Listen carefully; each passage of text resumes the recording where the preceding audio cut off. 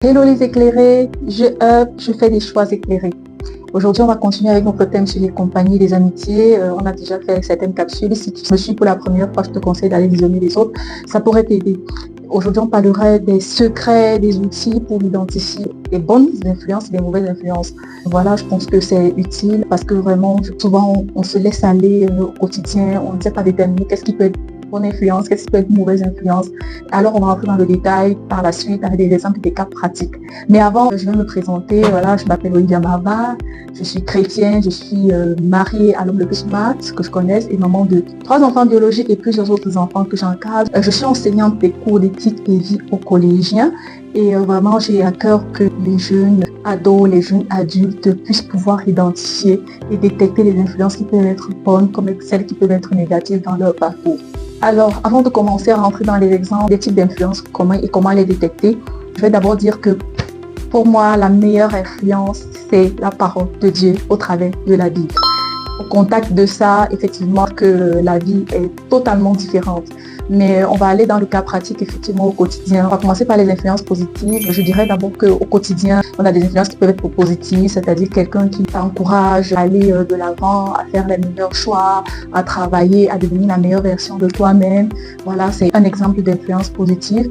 Au niveau de tes projets, quelqu'un qui t'encourage, qui veut te voir réussir aussi. C'est une influence positive qu'il faut savoir détecter. Au niveau de la façon de faire au quotidien, que ce soit pour les loisirs, quelqu'un qui va t'encourager à avoir des loisirs qui sont sains, qui contribuent à ton édification, au fait de te sentir bien, de prendre bien soin de toi, de prendre bien soin de ton corps, de ton âme, de ton esprit. Ça aussi, c'est une bonne influence. Il y a aussi le fait que l'influence puisse être émotionnelle, quelqu'un qui sait te relever quand tu es au bas de ton état, quelqu'un qui sait t'encourager à aller de l'avant. Voilà des cas d'influence positive et la façon dont on peut les détecter. A contrario, concernant les influences négatives, voilà, on peut avoir des personnes effectivement qui passent le temps à te décourager, à ne voir que le mal te concernant tes projets, concernant ta vie, qui sont dans la procrastination, qui sont défaitistes. Oui, comme ça peut être des influences qui te donnent de te replier sur toi-même. Il y a aussi des influences qui peuvent être néfastes aussi sur les réseaux sociaux. Est-ce qu'après avoir scrollé un profil et tout, à la fin, après 1 heure de temps, je te dis, je n'ai rien appris, ça m'a édifié en rien, qu'est-ce que ça m'a peut-être apporté.